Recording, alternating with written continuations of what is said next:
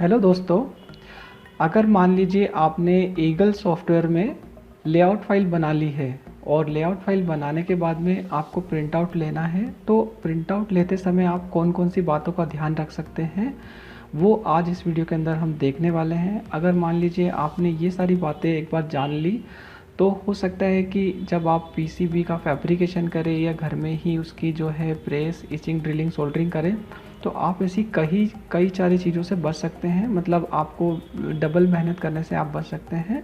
तो मैं आपको बताता हूँ कि कौन कौन सी बातों का ध्यान में रखना चाहिए और साथ में हम इसको कंप्यूटर पर प्रैक्टिकल करके भी देखने वाले हैं। तो मैं आपको एक एक्सपीरियंस शेयर करता हूँ मेरा, कि कैसे मैंने वो मिस्टेक्स की और फिर हम उनको करके देखेंगे कि कैसे आप उनको सही कर सकते हैं। तो दोस्तों क्या हुआ कि जनरली हम क्या करते हैं, जब जल्दी जल्दी में पीसीबी डिज़ाइन करते हैं तो एज़ यूजुअल हमको सारी प्रोसेस पता होती है कि हाँ हमको प्रिंट आउट निकालना है, उसके बाद में कॉपर का जो है एक टुकड़ा लेना है, उसके बाद में प्रेस करनी है और प्रेस करने के बाद में यदि ट्रैक आ जाते हैं तो हमको उसको इचिंग करनी है एंड ड्रिल करके और उसके बाद में कंपोनेंट प्लेस करके सोल्डरिंग करनी है। तो ऐसे ही हम यूजुअली ऐसी बहुत सारे सर्किट बनाते रहते हैं। तो जल्दी जल्दी में क्या हुआ, हमने जो है उसका प्रिंट आउट ले लिया। प्रिंट आउट लेने के बाद में ट्रैक वगैरह सारे आ चुके थे प्रेस करने के बाद में, और उसके बाद में जब प्रेस अच्छी हो जाती है तो हम और खुश हो जाते हैं। हमको लगता है इचिंग कर लेते हैं और आगे का काम करते हैं। तो इचिंग जैसे ही कि इचिंग करने के बाद में उसका ड्रिल कर लिया, क्योंकि ड्रिल करने के बाद में ही हम कंपोनेंट को जो है वो प्लेस कर सकते हैं। तो जैसे ही मैं कंपोनेंट प्लेस करने वाला था तो मैंने यहाँ पर देखा कि जो मेरे कंपोनेंट प्लेस ही नहीं हो रहे हैं। तो बहुत कोशिश करी कि शायद जो वो आईसी बेसेस हैं उनको मैं वहाँ पर फिट कर सकूँ। थोड़ा सा स्क्रू ड्राइवर से मोड़कर उनको लगाने की कोशिश करी, पर पूरा जो मेरा सर्किट था वो एकदम एक जैसा ही था। मतलब उसके अंदर कम से कम 10 से 12 से भी ज़्यादा आईसी बेसेस थे 16 पिन के। तो उन सबको मोड़ कर लगाना, मतलब अगर एक बार मान लीजिए लगा भी दिया गलती से तो बाद में अगर कुछ भी इशू हुआ तो वो दिक्कत हो सकती है। तो अब क्या हुआ यहाँ पर, जब मतलब वो कंपोनेंट क्यों प्लेस नहीं हो रहे थे, क्योंकि जब मैंने प्रिंट आउट लिया था तो वो पेज थोड़ा सा जो है वो श्रिंक हो गया, क्योंकि मेरा जो सर्किट था वो थोड़ा सा बड़ा था। अब श्रिंक होने का मतलब यहाँ पर क्या है कि मान लीजिए आपने जो लेआउट डिज़ाइन किया है उसकी जो साइज़ है वो थोड़ी सी बड़ी है, ठीक है। बड़ी इन द सेंस कि हम जनरली क्या करते हैं, A4 साइज़ पर प्रिंट लेते हैं और घरों में अधिकतर A4 साइज़ के प्रिंटर ही होते हैं। और अगर होते भी उसके अंदर सेटिंग्स मान लीजिए थोड़ा सा बड़ा करने की, तो वो हमें पता नहीं होती। हम जनरली नॉर्मल A4 साइज़ के प्रिंट आउट पर ही प्रिंट दे देते हैं।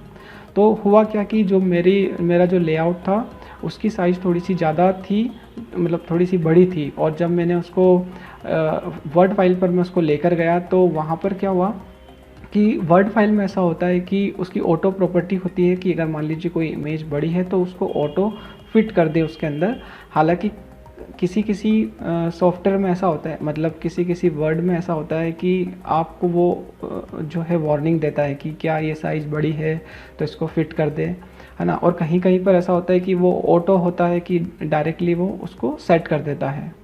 तो उस केस में ये हुआ कि वो पेज वहाँ पर थोड़ा सा श्रिंक हो गया और श्रिंक होने की वजह से बाकी सारी प्रॉब्लम्स यहाँ पर आई। तो आप यहाँ पर आपके सामने एक क्वेश्चन ये हो सकता है कि हम तो बहुत छोटा सर्किट बनाते हैं तो शायद हमको ये प्रॉब्लम नहीं आए, लेकिन फिर भी आज यदि आप छोटा बना भी रहे तो हो सकता है कि आप बाद में बड़ा बनाएं, या हो सकता है कि उसकी जो लेंथ है वो ज़्यादा हो कंपैरेटिवली उसकी विड्थ से। तो ऐसी कई चीज़ें हैं जो हमको वहाँ पर ध्यान में रखनी होगी। और कैसे जो आप प्रिंट आउट निकाल कर उसके ऊपर अगर मान लीजिए आईसी बेसिस या कुछ स्पेशल कंपोनेंट जैसे पिन हेड्स वगैरह को अगर आप रख कर देख लेते हैं तो क्या होगा कि आप इन प्रॉब्लम से थोड़ा सा बच सकते हैं। जैसे मान लीजिए आपने प्रिंट आउट निकाल लिया, अब आप चाहते हैं कि इसकी प्रेस करके बाद में आपको सारी प्रोसेस करनी है, तो आप ये कर सकते हैं वहाँ पर कि आप जो है आईसी बेस जो होता है, जो भी उसके अंदर आईसी लगी हुई है उसको रख कर देख सकते हैं। या जो पिन हेड्स कनेक्टर आप लेते हो उनको वहाँ पर रख कर देख सकते हो कि यदि मान लीजिए आईसी बेस के सारे जो पॉइंट्स है वो पेड से मिल रहे हैं तो आपका जो है लेआउट वो सही है। अगर वो पॉइंट्स नहीं मिल रहे हैं, मान लीजिए कि आईसी बेस थोड़ा सा बड़ा हो रहा है और सारे पॉइंट छोटे हो रहे हैं, तो यहाँ पर थोड़ी सी दिक्कत है। अब क्या है कि ये एक बार हमने ऐसे जान तो लिया, लेकिन इसको हम क्या करते हैं प्रैक्टिकली करके देखते हैं। तो ये जो यहाँ पर लेआउट है इसकी हम सबसे पहले साइज को जो है मेज़र कर लेते हैं, ठीक है। तो यहाँ पर हम जाएंगे मार्क पर और मार्क पर जाने के बाद में यहाँ पर से जो है इसकी हम साइज़ को मेज़र करेंगे। लेकिन उससे पहले यहाँ पर आप क्या करें कि ये जो ग्रिड की सेटिंग है इसको आप एक बार देख लें। तो देखिए यहाँ पे जो मैंने ग्रिड की सेटिंग रखी है वो ये है। यहाँ पर वैल्यू आना चाहिए 0.635 और ये होना चाहिए mm में, और ये होना चाहिए 0.254 और ये होना चाहिए mm में, ठीक है। और जनरली यहाँ पर बाय डिफ़ॉल्ट इंच में होता है, तो पहले आपको इंच से पहले mm में करना है, देन ये वैल्यू लिखनी है और उसके बाद में ओके करना है। और आप हमेशा इस बात को याद रखें कि जब भी आपने एक बार ये ग्रिड सेट कर दी है तो उसको वापस से ओपन करके चेक कर लें यहाँ पर कि ये ही आपकी ग्रिड की साइज़ है कि नहीं, यहाँ mm आ रहा है और यहाँ पर यही वैल्यू है कि नहीं। बहुत बार जल्दी में होता ये है कि हमने वहाँ पर कुछ गड़बड़ कर दी है और ओके करके सारी चीज़ को करने लग गए, तो फिर बाद में प्रॉब्लम आ सकती है। तो ये बात आप सबसे पहले ध्यान रखें दोबारा करने के बाद में। अगर मान लीजिए यहाँ पर जो आपकी जो साइज़ है वो अगर इंच में है, तब आप क्या कर सकते हैं, प्रिंट आउट लेने के बाद में स्केल से उसको एक बार ज़रूर मेज़र कर लें कि ये पूरी लेंथ और विड्थ जितनी मैंने सोची थी उतनी ही आ रही है क्या, और आ रही है तो उसके बाद में क्या करें, आप जो भी आईसी बेसेस हैं या उसके जो भी मेजर कंपोनेंट्स है 2 4 10 जो भी है, उनको आप उनके पैड्स पर रख कर देख लें। यदि वो पैड्स पर फिक्स आ रहे हैं तो आप जो है आगे की प्रोसेस आसानी से कर सकते हैं। अब हम यहाँ पर आगे देखते हैं। अगर मान लीजिए mm में है तो आप ये सेटिंग्स रख लीजिए। स्केल से जब आप मेज़र करेंगे तो यहाँ की जो मेज़रमेंट होगी और स्केल की जो मेज़रमेंट होगी वो बिल्कुल सही आएगी। तो देखिए ये सेटिंग करने के बाद में आप क्या करें, इस ऑप्शन पे जाइए मार्क पर, और मार्क पर जाने के बाद में आप कहाँ क्लिक करें, ये यहाँ पर इसके सेंटर पे, ये जो डायमेंशन है इसके सेंटर पर आप एक बार क्लिक करें। और क्लिक करने के बाद में आप देखेंगे कि ऊपर की साइड में यहाँ पर आपको 0 0 दिख रहे हैं सारे, ठीक है। तो ये 0 0 अब देखें यहाँ पर, ये जो है इसको हम आगे लेके जाते हैं, ठीक है। तो ये इसके इस एंड पर हम एक बार लेके चलते हैं यहाँ पर। तो ये कितनी इसकी लेंथ होगी, 187 mm, ठीक है, मतलब 18.7 सेंटीमीटर। तो आप ऐसा भी मान सकते हैं यहाँ पर कि ये जो इसकी लेंथ है वो है 19 सेंटीमीटर फॉर एग्जांपल के लिए, ठीक है। और इसकी जो विड्थ है, ठीक है, इसकी चौड़ाई अगर हम देखें तो यहाँ पर हम जाते हैं और ये देखिए यहाँ पर, तो इसकी जो चौड़ाई यहाँ पर आ रही है वो आ रही है लगभग 13.5, ठीक है, 13.5, ठीक है। 135 mm में तो 10 से भाग लगाएंगे तो सेंटीमीटर में आ जाएगा। तो ये हमारी यहाँ पर जो है लंबाई और चौड़ाई आ रही है। अब इन दोनों चीज़ों का आपको बहुत अच्छे से ध्यान भी रखना है, आगे जाकर हम सारी चीज़ों को डिस्कस करने वाले हैं। अब देखिए आपने मान लीजिए ये आपने लेआउट बना लिया है यहाँ पर, तो प्रिंट आउट तो हमको अब लेना है, ठीक है। तो एक प्रोसेस तो होती है कि हम यहाँ से ही ले सकते हैं प्रिंट आउट, ठीक है। तो अभी हम यहाँ वाली प्रोसेस को नहीं देख रहे हैं क्योंकि मैक्सिमम केसेस में ऐसा होता है कि प्रिंटर स्टूडेंट्स ये जनरली लोगों के पास में नहीं होता है, तो वो कहीं बाहर जाकर लेते हैं। यहाँ पर डिस्प्ले पर जाना है और यहाँ देखिए आपको क्या क्या चीज़ें रखनी है यहाँ पर। तो आपको यहाँ पे रखनी होगी ये जो ब्लू कलर्स दिख रहे हैं, मतलब जो ट्रैक है वो, और ये जो ग्रीन कलर दिख रहे हैं वो, और एक ये जो डायमेंशन है वो रखनी है। तो एक बार हम यहाँ पे ये हटाते हैं, ये ब्लू रखते हैं, ग्रीन रखते हैं, और ये डायमेंशन एक बार रख लेते हैं। डायमेंशन जो इसके आउटर बॉडी की हमने जो है वो क्या किया है, आउटर बॉडी के जो हमने अभी मेज़रमेंट किए थे वो, तो ये मैंने इसको यहाँ पर ओके कर दिया। हमने ये सब चीज़ें कर ली। उसके बाद में आपको क्या करना है, यहाँ पर ऑप्शंस पे जाना है। ऑप्शंस पे जाने के बाद में यूज़र इंटरफेस पे जाना है और ये जो लेआउट है इसको वाइट रखना है, ठीक है, इसके बैकग्राउंड को वाइट करना है। तो ये सेटिंग आपको हमेशा ध्यान रखनी है सबसे पहले तो, कि ये जो डिस्प्ले वाला ऑप्शन है यहाँ पर सिर्फ ब्लू, ग्रीन और डायमेंशन को हमको रखना है और ओके कर देना, बाकी सब चीज़ों को आपको हटा देना है। और ये सारी चीज़ें जो है वो कोई दिक्कत नहीं है। जैसे अगर मान लीजिए कोई आप टेक्स्ट लिखते हैं लेआउट के टाइम पर, तो वो टेक्स्ट आपके मिरर में होना चाहिए, ठीक है, क्योंकि मिरर में यदि होंगे तो वो जो है वो सही आ सकते हैं, ठीक है। इनको किसी को मिरर करने की ज़रूरत नहीं है यहाँ पर। अब ये कुछ एक चीज़ें, कुछ एक टेक्स्ट जो वो ऐसे ही है तो उनको आप अभी रहने दीजिए, उनको हम अभी नहीं देखते हैं। ये सब अगर मान लीजिए ये सब भी लेआउट में यदि आते हैं तो ये सब चीज़ें जो है वो मिरर में हो जाएगी, और मिरर में जो होगी वो सब चीज़ें सही हो जाएगी, ठीक है। तो टेक्स्ट में आप ये बात आप ध्यान में रख सकते हैं। तो हमको एक क्या चीज़ करनी थी यहाँ पर कि इसका बैकग्राउंड जो है वो वाइट होना चाहिए, और ठीक है। बैकग्राउंड वाइट होना चाहिए, बैकग्राउंड ब्लैक नहीं होना चाहिए। अगर बैकग्राउंड जो है वो ब्लैक होगा तो जहाँ पर ट्रैक है वहाँ पर कार्बन आएगा ही नहीं, मतलब जब आप प्रिंट करेंगे तो जस्ट बाकी सारी जगह पर कार्बन आ जाएगा, ट्रैक पे कार्बन नहीं आएगा, तो हमारा कोई भी मतलब यहाँ पर होगा नहीं। तो ये प्रिंट आउट लेते समय आप ये वाली बात भी ध्यान में रखें। इसकी जो ग्रिड की सेटिंग है, बैकग्राउंड आपको क्या करना है, वो सारी चीज़ें, टेक्स्ट के बारे में आप ध्यान रख सकते हैं कि टेक्स्ट हमको कैसे रखना है। टेक्स्ट आपको मिरर रखना है अगर आपको एकदम नॉर्मल ऐसे देखना है तो, और अगर आपको मिरर में देखना है तो आप ऐसे कैसे लिख देंगे, तो मिरर में आ जाएंगे, हालांकि मिरर में तो हम देखते नहीं हैं। ठीक है, तो ये हमने क्या करा यहाँ पर जो है इसकी ये सारी सेटिंग कर दी है। अब इसको हम क्या करेंगे, इसको हम एक्सपोर्ट कर लेते हैं एक बार। ठीक है, तो हमने यहाँ पे इसकी लेंथ तो देख ली। अब देखिए आपको अगर एक्सपोर्ट करना है तो फाइल पे जाइए, फाइल पे जाने के बाद में आपको करना है एक्सपोर्ट पर क्लिक, और एक्सपोर्ट पर क्लिक करने के बाद में आपको क्लिक करना है इमेज पर, और इमेज पर क्लिक करने के बाद में आपको करना है मोनोक्रोम पर। मोनोक्रोम का मतलब होता है मतलब एक ही कलर रहेगा इसमें, ब्लैक एंड वाइट, मतलब ब्लैक एंड वाइट रहेगा यहाँ पर, तो ये सारे जो हैं ब्लैक हो जाएंगे और बाकी बैकग्राउंड वाइट रहेगा। ठीक है, और यहाँ पे इसका जो DPI की वैल्यू होती है वो डिफ़ॉल्ट आप 400 रख सकते हैं। DPI का फुल फॉर्म होता है डॉट पर इंचेस। अब हम ब्राउज पर क्लिक करते हैं और यहाँ से हम लोकेशन सेट कर लेते हैं जहाँ पर भी हमको ये जो लेआउट फाइल है वहाँ रखनी है। तो मैंने यहाँ पर ये फोल्डर बनाया है, इसकी जो पाथ है मैं उसको कॉपी कर लेता हूँ यहाँ पर, ये मैंने यहाँ पे कॉपी कर लिया, और यहाँ जाके एक फ़ोल्डर बना लेता हूँ प्रिंट नाम का, और यहाँ पर मैं कर लेता हूँ प्रिंट। ठीक है, इस फोल्डर के अंदर मैं लिख देता हूँ यहाँ पर लेआउट, तो ये मैंने लिख दिया यहाँ पर लेआउट, और ये कर लिया यहाँ पर सेव। ठीक है, और उसको कर लेते हैं एक बार हम ओके, और ओके करने के बाद में यहाँ चलकर इस फाइल को हम कर लेते हैं चेक। प्रिंट नाम के फोल्डर में हम गए और यहाँ पर हम इसको कर लेते हैं ओपन, और अब देखते हैं यहाँ पर कि ये कैसे दिख रहा है। तो दोस्तों यहाँ पर आप देख सकते हो कि ये जो हमने लेआउट निकाला है वो कुछ ऐसा दिख रहा है। ठीक है, उसके बाद में हमको इसकी लेंथ के बारे में तो पता ही था कि लेंथ इसकी जो है वो 19 सेंटीमीटर हम इसकी जो है लेंथ मान रहे हैं, और विड्थ को तो हम छोड़ देते क्योंकि विड्थ तो हमारे पास में काफ़ी है। अब हमको करना क्या है, यहाँ से हमको ये वाली जो फाइल है वो जो है हमको वर्ड फाइल के अंदर लेकर जाना है।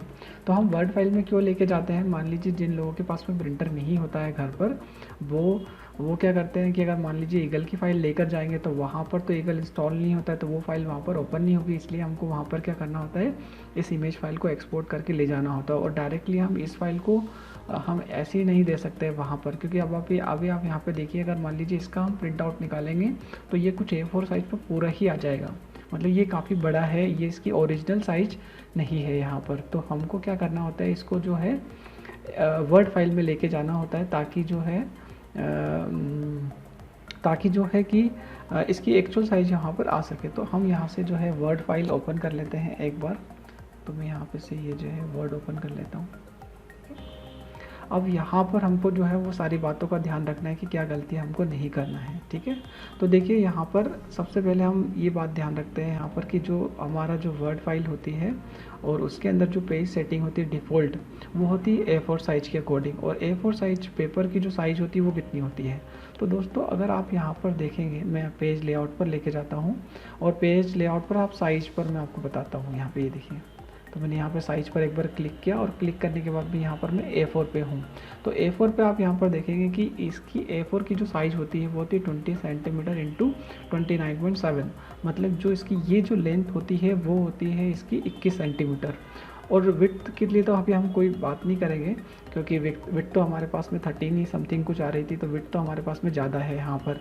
अब ये 21 सेंटीमीटर का है यहाँ पर, और हमारी जो लेआउट की साइज़ है वो 19 सेंटीमीटर। ठीक है, अब आप यहाँ पे देखिए, ये जो कर्सर जो है यहाँ पर अभी ब्लिंक कर रहा है। अगर मैं इसको मान लीजिए होम पे जाता हूँ और यहाँ पर इसको इस पर क्लिक करता हूँ, तो ये कर्सर यहाँ ब्लिंक कर रहा है, मतलब इसकी जो डिफ़ॉल्ट मार्जिन है वो कुछ इतनी है। तो अब हम यहाँ पे चलते हैं, इसकी मार्जिन देखते हैं। ठीक है, तो ये मैंने मार्जिन पर क्लिक किया, और जो उसकी डिफ़ॉल्ट मार्जिन यहाँ पे बता रही है वो बता रहा है कितना है यहाँ पर 2.54 सेंटीमीटर। ठीक है, लेफ़्ट और राइट से, टॉप बॉटम से भी वही है, लेकिन टॉप बॉटम से तो हमको अभी इतना लेना देना नहीं है। पर अगर हम लेफ़्ट पे देखें तो कुछ 2.5 सेंटीमीटर है, और राइट पर भी देखें तो 2.5 सेंटीमीटर है। अब A4 साइज़ की जो मैक्सिमम साइज़ होती है वो होती है 21 सेंटीमीटर। मान लीजिए उसमें से हमने 2.5 इस साइड लेफ़्ट से निकाल दिया, 2.5 राइट से निकाल दिया, तो कितना बचेगा, 19 में से आप 5 घटा लो, तो 19 में से आप अगर हम 5 घटाएंगे तो कुछ बच जाएगा आपका कितना, 14 समथिंग कुछ। तो 14 सेंटीमीटर ही साइज़ यहाँ पर जो है आपको बचेगी, ठीक है। और 14 सेंटीमीटर साइज अगर यदि मान लीजिए आपकी यहाँ पर बचती है, और अगर आप जो है वो वाली फ़ाइल लाकर यहाँ पे रखते हैं, तो देखिए मान लीजिए मैं अभी वो वाली फ़ाइल लाता हूँ, ठीक है, जो हमने लेआउट लिया है उसको यहाँ पर लेके आते हैं। तो मैंने यहाँ पर इंसर्ट करना, आप मतलब इंसर्ट पे जाइए, पिक्चर पे जाइए, और डायरेक्टली आप क्या करें, जो है जहाँ वो जो लोकेशन है वो यहाँ पर आप कर दे तो डायरेक्टली आ जाएगा। ये प्रिंट फोल्डर आ गया यहाँ पर, और इसको यहाँ पर लेके आ जाइए। तो ये आप देखिए यहाँ पर कि इसकी जो साइज़ है वो एक्चुअल में है 19 सेंटीमीटर, और अभी अगर हम यहाँ पे देखें तो डिफ़ॉल्ट साइज़ ही 14 सेंटीमीटर है यहाँ पर। मतलब जो मार्जिन दे रखी है उसके बाद में यहाँ पे जो साइज़ बची है वो है 14 सेंटीमीटर। तो 14 यदि मान लीजिए सेंटीमीटर रहती भी है फॉर एग्ज़ाम्पल के लिए यहाँ पर, तो ये 19 सेंटीमीटर का जो लेआउट यहाँ पर कैसे आ सकता है, ठीक है। तो एक तो ये है कि हमको जो इसका मार्जिन बढ़ाना होगा, ऑब्वियस सी बात है, ठीक है। तो हम क्या कर सकते हैं, मतलब इस प्रॉब्लम को सॉल्व करने के लिए तो हम पेज लेआउट पे जाते हैं, और इसका मार्जिन देखिए आप यहाँ पर, अगर मान लीजिए आप ये वाला कर देते हैं 1.2 सेंटीमीटर वाला, तब भी जो है वो 3 सेंटीमीटर कम हो जाएगा, 3 सेंटीमीटर कम हो जाएगा तो 19 बचेगा। तो यहाँ थोड़ा सा काम चल सकता है अपना। लेकिन हम क्या करते हैं, अगर ऐसा कोई केस है तो आप क्या करें, इसके जो टॉप बॉटम है ना उसको आप 0 कर दीजिए, ठीक है। यहाँ पर जो है वो आप 0 कर दीजिए, ठीक है, तो 0 करके ओके कर दीजिए। तो देखिए अब ये कुछ बोल रहा है यहाँ पर, वन और more margin are set outside this.